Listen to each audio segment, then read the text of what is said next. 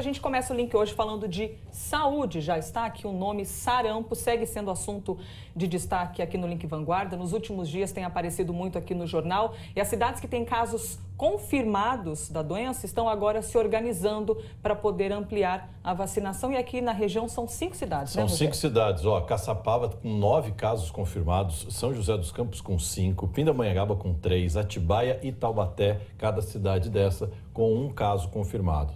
E nessas cidades, bebês a partir de 6 meses devem ser vacinados antes. Antes era assim, a partir de 1 ano de idade tem que tomar a vacina. Agora, o que mudou com essa situação aí? Somente nessas cidades? Somente nessas cidades, então atenção, mamães e papais. Os bebês já a partir de 6 meses de vida até 1 ano também precisam tomar a vacina contra o sarampo. Taubaté, Caçapava e Pinda já começaram hoje a vacinar os bebês mais novos e em Pindamonhangaba, logo cedo, muitas mães levaram os filhos para ficarem protegidos. O Eduardo tem 6 meses e hoje já tomou a primeira dose contra o sarampo. Agora está com surto de sarampo pelo São Paulo, por toda a cidade, então a gente já veio para prevenir qualquer coisa. A vacina era aplicada em crianças a partir de 1 ano, mas agora o governo do estado decidiu ampliar para bebês a partir de 6 meses. Essa determinação vale para municípios com registros da doença, como Pinda, que tem 3 casos confirmados e outros 3 suspeitos. Porém, agora como o município está em surto, vamos dizer assim, de sarampo, a ideia é proporcionar uma cobertura vacinal antecipada dessas crianças de 6 meses para conseguir uma proporção de cobertura vacinal e da imunidade dela também. Proteção é o que a Daniele mais quer para o filho de 9 meses. Por isso, o Felipe tomou a vacina extra contra o sarampo. Na verdade, eu trouxe para tomar de 9 meses. Daí a moça deu a de sarampo antes, para depois dar de 9 meses. Proteção do filhote. Em Pinda, a vacinação está acontecendo em 20 postos de saúde. A dose entre 6 meses e 1 ano é um reforço extra, por isso não substitui as outras previstas no calendário de vacinação. Principalmente a de 12 meses e 15 meses e a do calendário anual. Isso aí não vai ser mudado. Porém, a gente está aumentando, atendendo a recomendação do Ministério da Saúde, ampliando e antecipando essa para crianças de 6 meses para aumentar a cobertura vacinal dela. Ela protege, contra a doença e assim a criança fica imunizada, fica livre de riscos, Além de vacinar as crianças, os adultos também devem estar protegidos com 2 doses da vacina, porque o sarampo é muito contagioso.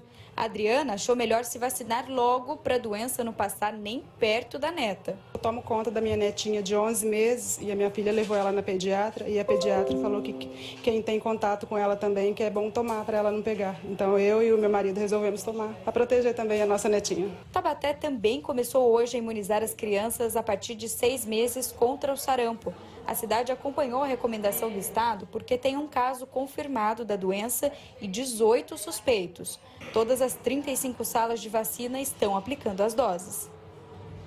O horário de vacinação nos postos de Pindamonhangaba é das 8 horas da manhã até as 4 da tarde, as cidades todas aí se mobilizando. Falamos de Pindamonhangaba agora na reportagem, também de Taubaté. Agora a gente fala de Caçapava, porque a cidade também começou a vacinar os bebês entre 6 e 11 meses contra o sarampo. A gente conversa sobre isso ao vivo agora com a Vanessa Vantini. Oi, Vanessa, boa semana.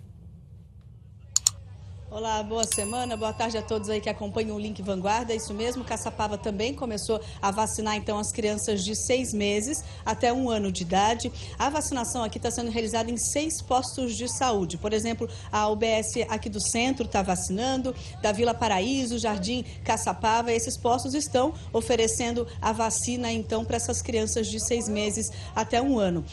O horário aqui normalmente de vacinação em Caçapava é das 8 da manhã até 11 horas da manhã e no período da tarde retorna da 1 hora da tarde até as 3h30 da tarde. Caçapava já são 9 casos confirmados de sarampo e ainda estão em investigação 37 casos, Elisa. Sim, Vanessa, além disso que você está comentando para a gente, tem uma ação na praça aí no centro da cidade, né? Oi, Elisa, é isso mesmo. A gente está falando ao vivo aqui da Praça da Bandeira, porque a gente tem aqui informações para passar sobre a saúde do homem. É que agosto é considerado aí um mês de atenção à saúde do homem. Eu até perguntei para o pessoal aqui por que agosto, porque a gente fala tanto do Novembro Azul, mas eles me explicaram que novembro é mais voltado para a próstata, é outro tipo de conscientização. E a ideia aqui dessa equipe de saúde é mais voltada para a prevenção da saúde básica. Então aqui eles estão medindo a pressão, estão vendo quantos homens estão pesando, fazendo aquele cálculo, né? Se está acima do peso ou não, se deve procurar alguma unidade básica de saúde para melhorar esse trabalho de prevenção. Já que a gente está falando de homem, junto aqui com o pessoal da saúde, tem uma equipe de barbeiro que está oferecendo um serviço aí de cortar o cabelo, aparar a barba. É só trazer 1 quilo de alimento que esse serviço vai ser oferecido. E tem também a opção de massagem aqui para os homens. Essa ação vai até por volta de 3 horas da tarde. É com vocês aí no estúdio. Olha. Legal, né? Então, até 3 horas da tarde, mais ou menos, tem mais 3 horas. Obrigada aí, Vanessa. Tem toda essa ação para os homens no centro de Caçapava. Legal, de graça, né? Ou no máximo você levar ali seu 1 quilo de alimento. A Vanessa fez um 2 em 1 aí pra gente, falando da vacinação, aproveitou e está falando dessa prestação de serviço lá na praça. Mas a gente volta pro assunto sarampo. Então, ó, a gente já falou aqui que Pindamonhangaba, Caçapava e Taubaté já começaram as suas ações de vacinação. Agora a gente traz informações a respeito das cidades que ainda não começaram, tá? A gente preparou aqui um telão só para deixar bem esclarecido para vocês, confirmando que apenas 5 cidades da região estão aí envolvidos, engajados nessa campanha de vacinação. Das 5, essas 3, então, já começam hoje a campanha de vacinação, mas essas 2 aqui embaixo, São José e Atibaia, ainda vão definir como vai ser. Falando a respeito de São José, a Prefeitura informou que amanhã, terça-feira, vai ter uma reunião na Secretaria de Saúde do Estado para saber quantas vacinas a cidade vai receber. São José estima que vão ter aí 12 mil crianças para serem vacinadas na cidade. Estão levando em conta que eles têm esse número de 12 mil, eles vão entender quantas doses nós vamos receber, como é que a gente vai distribuir essa campanha. Então, eles estão se organizando para começar a campanha e a gente com certeza vai contar para vocês quando começa. E olha, é a mesma situação em Atibaia. A Prefeitura ainda está avaliando como que vai ser essa campanha. Também está aguardando uma reunião amanhã e o repasse de mais doses. Só reforçando, então, apenas essas 5 cidades com casos confirmados de sarampo é que estão fazendo essa campanha de vacinação. Mas a vacina de sarampo continua valendo para crianças a partir de 1 ano nas outras cidades. Procure o seu postinho, mantenha a sua carteirinha de vacinação em dia, tudo certinho. Bem esclarecido, né? Se você tiver alguma dúvida ainda, aplicativo Vanguarda Repórter, rede social do Link Vanguarda. Verdade, manda para a gente. É só mandar que a gente está conectado o tempo inteiro e dentro do possível a gente vai tirando as dúvidas, certo? Um jovem de 23 anos morreu num acidente na Via Dutra neste domingo. Ele e um amigo estavam em Romaria de bicicleta até Aparecida. Os ciclistas caíram nesse riacho que passa debaixo da Via Dutra no quilômetro 123, no trecho de Caçapava Velha. Um dos ciclistas, de 23 anos, morreu na hora. O outro, de 24 anos, que sobreviveu, foi quem chamou o resgate. Os ciclistas saíram de Caçapava com destino a Aparecida. Eles vinham aqui pelo acostamento, no sentido contrário da rodovia. E quando chegaram nesse ponto aqui, ó, que já não tem mais acostamento, por causa dessa ponte, foi quando eles não tiveram tempo, estava muito escuro, para frear a bicicleta e acabaram caindo lá embaixo. Neste local, na contramão, não tem defensa metálica, nem barreira de concreto. Por esse motivo, eles não viram e acabaram caindo dentro do rio, né, praticamente. O primeiro que estava na frente estava tão rápido que ele pulou o rio e caiu no barranco do outro lado. O ciclista que sobreviveu foi socorrido com ferimentos no rosto e está internado no Hospital Regional em Taubaté. Andar de bicicleta na rodovia não é proibido, mas a Polícia Rodoviária Federal não aconselha a utilização da via e nem o acostamento, que é uma área de emergência. A gente tem percebido aí que tem aumentado muito o número de ciclistas e até mesmo romeiros, né, na rodovia. E a orientação que a Polícia Rodoviária Federal dá é para que não façam isso, evitem o máximo utilizar o acostamento, que é um local de emergência para veículos, né? E o fluxo nosso ultimamente tem crescido muito, principalmente nos finais de semana. Então a Polícia Rodoviária Federal orienta para que evitem o máximo utilizar a rodovia. O jovem que morreu era morador de Caçapava. Nós procuramos a concessionária Nova Dutra para comentar sobre a estrutura desse trecho da pista, mas nós não tivemos retorno. Ainda falando de acidente, tem mais registros na Dutra e também no mesmo trecho de Caçapava. Um motorista bateu na mureta central da rodovia depois de ter perdido o controle do carro. Tá aí a foto para você ver como ficou o carro. Aliás, o impacto foi tão grande que o motor desse carro chegou a sair. O motorista e um passageiro se machucaram, mas segundo a polícia rodoviária, eles tiveram apenas ferimentos leves. E ainda tem um terceiro acidente em Caçapava, envolvendo 5 pessoas que se machucaram. O carro em que elas estavam capotou depois de atropelar uma vaca, pois é um animal no meio da pista. A gente conversou com o pessoal da concessionária que administra a rodovia Nova Dutra. Eles informaram que fazem ações para evitar que animais de grande porte invadam a pista, colocando, por exemplo, cercas para conseguir bloquear o acesso desses animais. A gente sabe que tem frente fria chegando esta semana. Mas vai mudar completamente o tempo, é isso? Mas por enquanto, hoje, segunda-feira, vamos dar uma olhada na imagem ao vivo aí de São José dos Campos? Olha aí, olha esse céu azul aí. Então, aliás, o fim de semana, vamos combinar que foi muito bonito. Quem decidiu viajar, aproveitar a praia ou pegar um céuzão aberto aqui no Vale, conseguiu, porque o tempo foi bonito, né? Ficou um frescor gostoso no fim de tarde. Frente fria só deve mudar o tempo na região a partir de amanhã. Por enquanto, segue o calor. Confira na previsão. Moradores da zona rural de Paraibuna pediram a nossa ajuda para cobrar uma solução da prefeitura. Apenas um médico atende na zona rural e quando ele não vai, a comunidade fica simplesmente sem atendimento. Eles dizem que esse é um problema recorrente, mas só que dessa vez estão sem médico há mais de um mês. A UBS do Espírito Santo é a única que tem médico para atender quem mora na zona rural de Paraibuna. Mas em plena segunda-feira de manhã, encontrar uma unidade de saúde assim, vazia, não é comum. A falta de pacientes por aqui tem explicação. Quem precisa de atendimento médico, como esses moradores, já nem perdem mais viagem. O nosso médico, ele saiu de férias e quando ele voltou, ele pediu licença por motivo de saúde. O problema é que, segundo eles, a prefeitura não colocou um outro médico no lugar. E os moradores ficaram na mão. Eu, como tomo fluoxetina e clonazepam para dormir faz 20 anos, eu estou com a maior dificuldade para conseguir uma receita. A Rosa também está com a mesma dificuldade. Ela é diabética e precisa de medicação, mas não consegue nem passar em consulta. Eu estou com receita para entregar para o médico. Diz que deu uma alteração no meu exame, só que eu não consigo passar. Ninguém atende, não tem como. Tem que esperar. Falo com a agente de saúde, ó, você tem que esperar. Porque tem milhares de pessoas para passar na nossa frente. O que fazer, gente? Pelo amor de Deus. A orientação da prefeitura é para que os moradores procurem atendimento na UBS do centro. Só que ela fica a uma distância de mais de 20 quilômetros da UBS da zona rural. E boa parte desse caminho é feito por estrada de terra. Um outro problema é que aqui também só há um médico do programa Médico da Família e que agora tem que tomar conta da cidade toda. Quem mora na zona rural reclama da dificuldade que é ir até a região central para passar em consulta. Tem gente que não tem carro, tem a van aqui, mas só tem 2 horários. Aí vai para lá e chega aqui de noite e pessoas idosas. Então o que a gente vai fazer com isso? Os moradores dizem que não é a primeira vez que eles ficam sem médico na UBS. E cobram uma solução da prefeitura para esse problema. Não tem médico? Vou arrumar outro.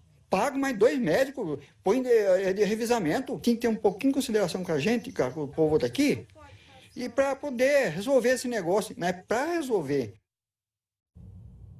Que dureza, um médico. Pois é. A gente fica até assim, sem palavras na hora de comentar esse tipo de reportagem, né? Porque é muito natural que o ser humano tenha direito ao acesso à saúde, né? Acesso à saúde. E aí, o único médico que esse pessoal tem, o médico da família, fica a quase 20 quilômetros, assim, fica no centro da cidade. Como é que você faz se você adoece, tem toda uma estrada para poder chegar até lá e não tem carro, às vezes, faz o quê? Vamos ver qual é a explicação da prefeitura. Tomara o Arturo que tenha, Costa continua em Paraibuna, vai falar com a gente agora ao vivo. Arthur, alguém da prefeitura aí para dar uma satisfação para a população, não é para a gente?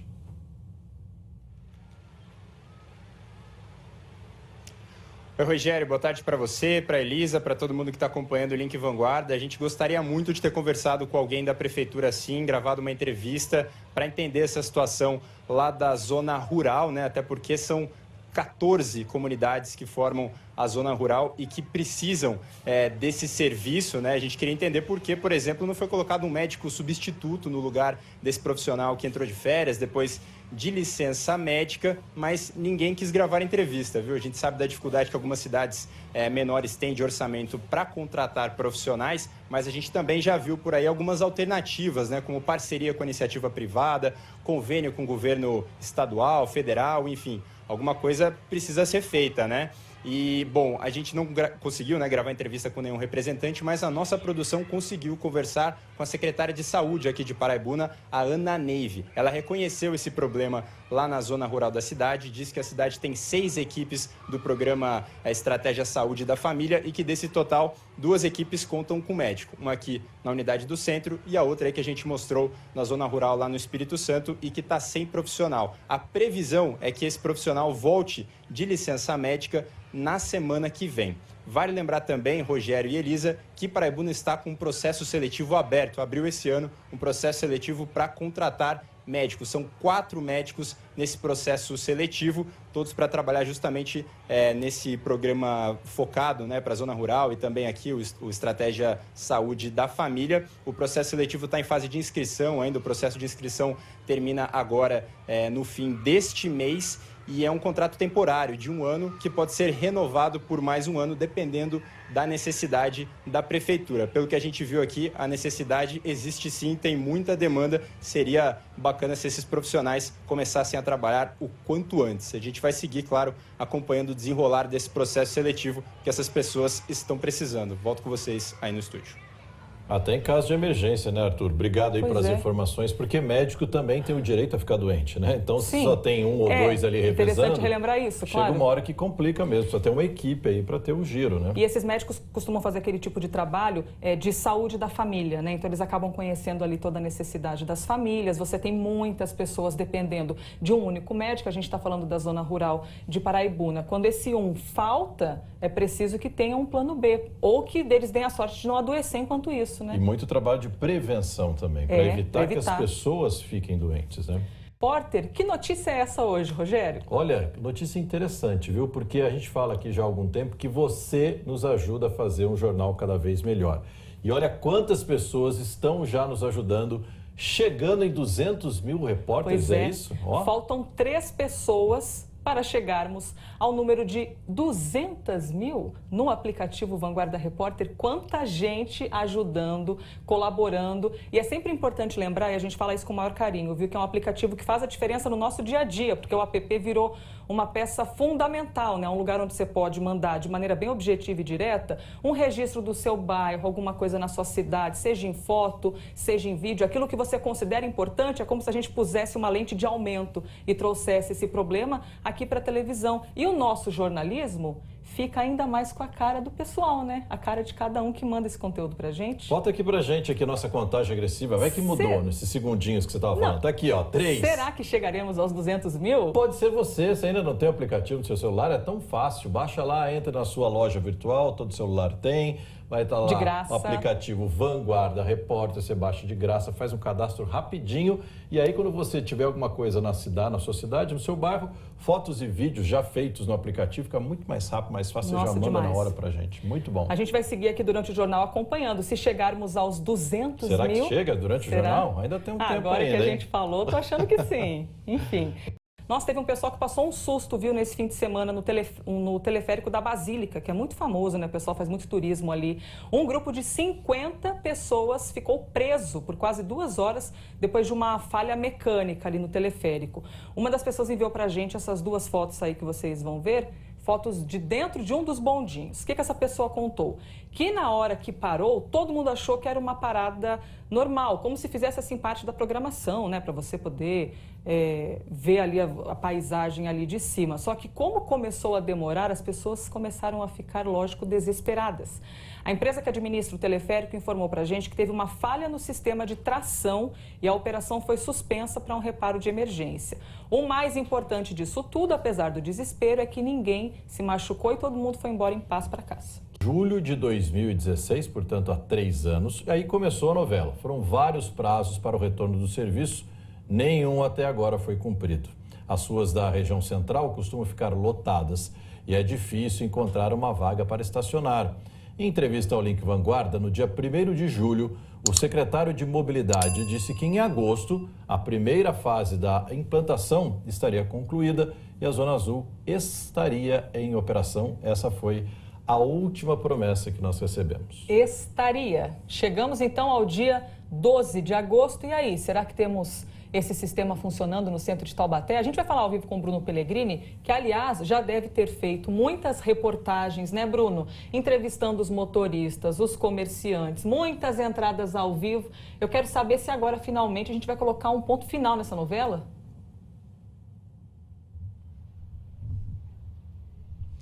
Ainda não, Elisa. Boa tarde para você, boa tarde para todo mundo acompanhando o Link Vanguarda. Inclusive, estamos no mesmo local em que fizemos a última entrevista com o secretário de Mobilidade Urbana. Ele falou naquele momento, né, de 30 dias um prazo, que seria agora em agosto para a operação e implantação dos parquímetros. Por enquanto, nenhum parquímetro foi implantado, né? Não há, então, operação, obviamente, nenhum funcionamento da Zona Azul. A gente está num raio da região central da cidade, onde há um grande movimento, né? As pessoas procuram lugar para estacionar, é difícil de achar vagas, e essa é uma reclamação constante que a gente tem mostrado no Link Vanguarda, a questão do sistema rotativo que está suspenso desde 2016. Vou conversar agora com a diretora de trânsito aqui de Taubaté, que vai dar os detalhes para a gente. Naquele momento, no dia 1º de julho, ele falou de operação necessária. A operação remete ao funcionamento. Agora, em agosto, parquímetros, eles serão implantados. Como é que vai funcionar? Boa tarde. Boa tarde. Agora, em agosto, iniciam a implantação dos parquímetros e eles estarão em operação para que o município comece a se familiarizar com o sistema. Então, em agosto, até o final, a gente vai estar com alguns parquímetros já implantados. Isso vai funcionar por fase? Como é que vai ser? Porque vocês falam de até 3.500 vagas. Como é que vai funcionar isso? Isso. A empresa tem 60 dias para estar implantando essa primeira etapa, que são 950 vagas, né? Então, nós vamos estar implantando de maneira gradativa até chegar ao número total das vagas determinadas na licitação. Agora, em funcionamento mesmo, a partir de que mês? Em funcionamento vai ser a partir de outubro.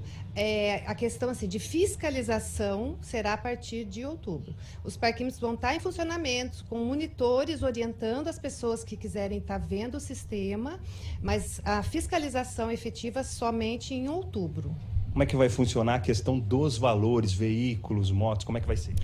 Vai ser, para veículos, R$ 2,00 a hora, sendo o mínimo de meia hora. E para moto é R$ 1,00 por hora.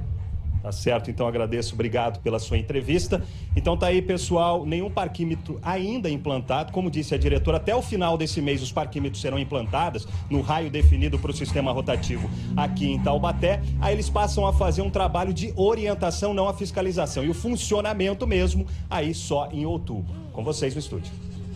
Obrigado, Bruno. Valeu. Então, temos uma novela ainda com vários capítulos. Bom, interessante esse detalhe que eles vão primeiro colocar o sistema, começar a orientar para depois começar a fiscalizar. Mas que tempo que demorou, hein?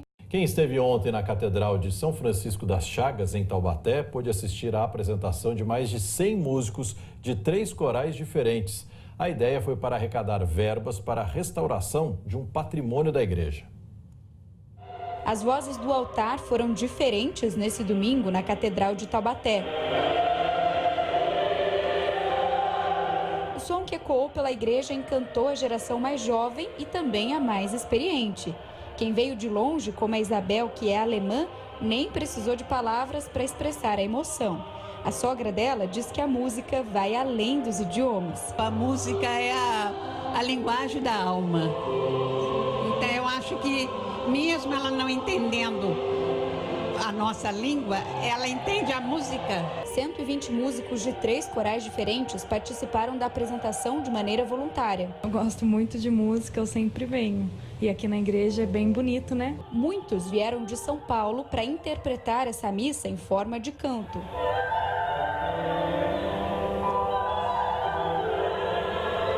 Todas essas vozes estão reunidas por um motivo em comum. Elas fazem parte de um projeto para que um outro som volte a ecoar aqui na igreja.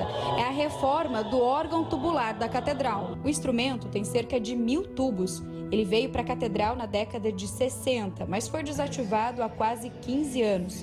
Em 2018, passou por uma reforma parcial. Por isso, hoje, funciona só com 10% da capacidade. Essa foi a 5ª apresentação do projeto, para arrecadar fundos para a reforma, orçada em R$400 mil.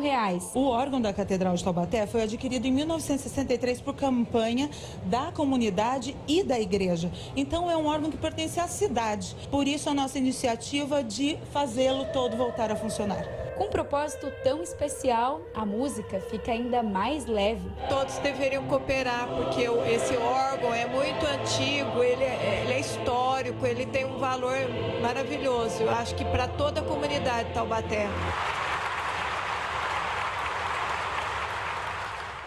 Falando agora do litoral, Ilhabela está com uma programação musical para poder atrair os turistas durante essa época, de baixa temporada. É o Festival Vermelhos, que mistura música e natureza num teatro que fica bem no meio da mata. O tempo não estava muito bom para a praia, não, mas estava ótimo para passear e curtir uma boa música. Ainda mais num lugar bonito assim, que mistura natureza com arte. E o que não falta é mistura por aqui. Até o próximo fim de semana, Ilhabela recebe o Festival Vermelhos, que conta com apresentações de música erudita e popular, além de dança e artes cênicas. E nesse domingo teve atração especial de Dia dos Pais. Primeiro, quem se apresentou foi o trio Corrente, que toca clássicos do choro, MPB, jazz e músicas autorais.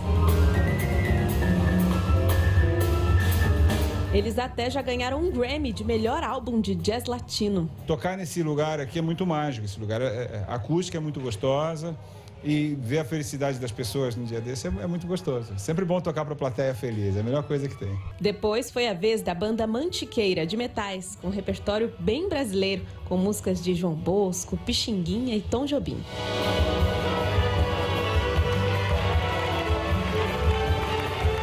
Uma banda que nasceu há 30 anos atrás, lá na Bela Vista, em São Paulo, e que vem desenvolvendo um trabalho, uma linguagem, onde ela traz o público aqui para o palco junto com a gente, que eu acho que a música é isso, você contar as histórias que aquelas pessoas que estão assistindo conhecem. O festival começou em 2015. Nós não tínhamos uma ideia muito clara de fazer um festival. Nós fizemos uma programação de uma semana que depois ela foi se consolidando nesse formato de festival. O Sidney mora aqui mesmo em Ilhabela e veio curtir o festival com a família em comemoração ao Dia dos Pais. Viemos comemorar o Dia dos Pais com música, com arte. Minha família de São Paulo tá aí. Viemos todo mundo curtir esse lugar lindo aqui. E como é que tá sendo comemorar o Dia dos Pais aqui com um passeio legal? Gostoso. Muito gostoso? E ela gostou mesmo, olha só a animação dela com a música. Já essa família veio de longe, Extrema, em Minas Gerais. Estamos adorando aqui, presentão. Gostou da mistura de música com natureza? Muito legal também, divertido, até a criança que tá curtindo.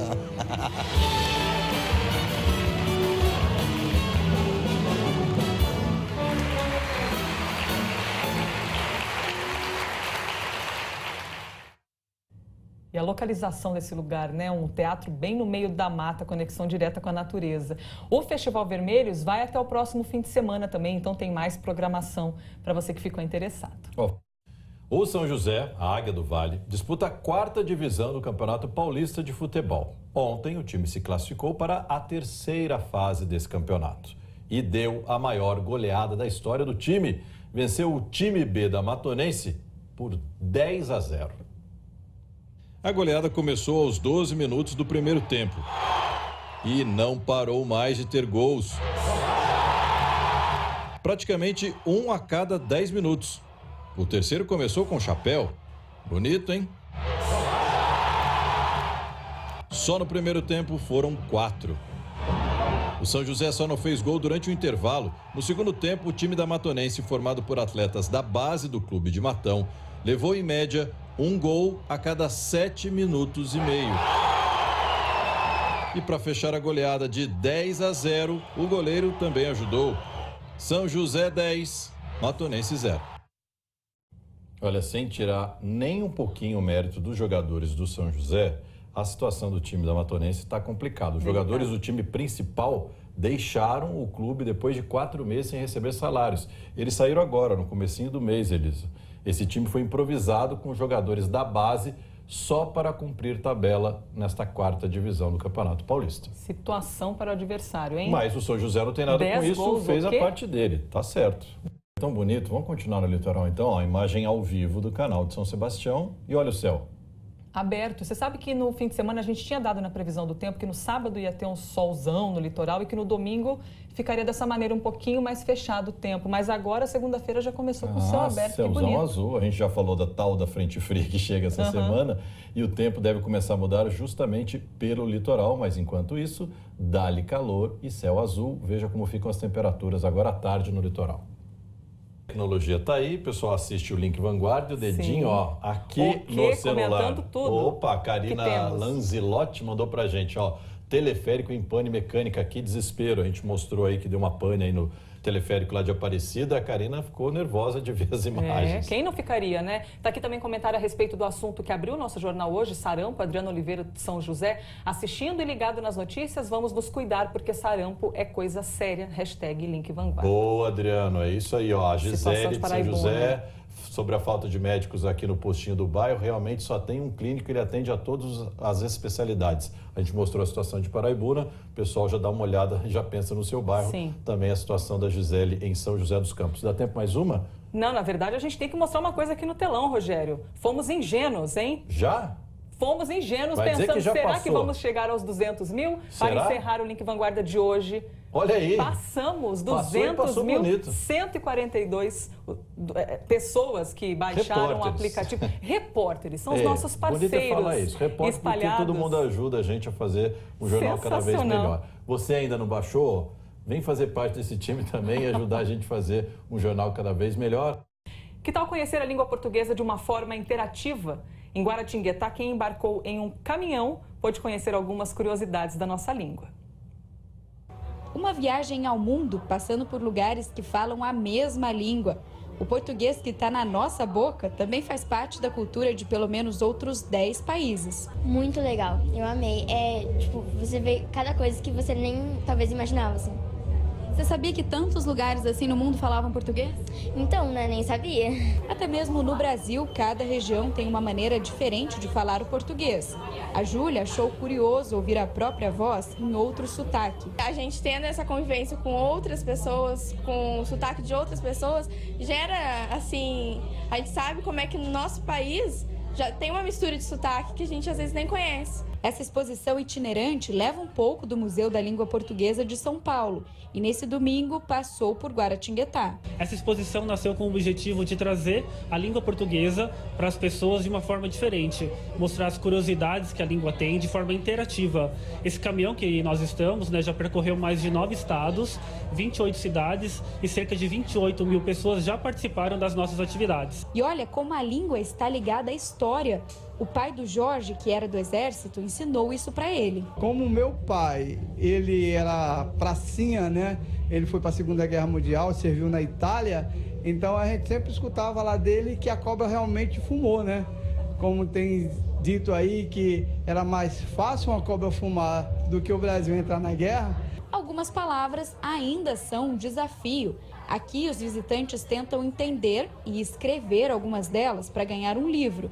Mas não é fácil não, viu? Tem palavras bastante difíceis na língua que a gente geralmente não conhece, a gente passa a conhecer e é muito bacana. O Henrique conta que conseguiu com uma ajudinha. O moço, ele deu uma ajudinha que ele viu que eu tava querendo. Aí eu acertei 2, assim, aí eu consegui o livro. Aí, como não é muito pra minha idade, eu dei pro meu pai de Dia dos Pais, que eu achei que ele ia gostar bastante. E mesmo tão novo, ele sabe a importância desse contato com a língua portuguesa. É muito bom a gente ter a tecnologia, é importantíssimo, só que a gente também tem que perceber as coisas antigas, a gente tem que gostar de livro, a gente aprende mais nas histórias. Um pequeno adulto, vejam aí, que maturidade, que bonita, hein? E que lindo ver uma criança valorizando a língua portuguesa, e que esse discurso vá adiante. A próxima parada da exposição itinerante vai ser em Lorena, nos dias 23 e 24 de agosto, um fim de semana, aproveite.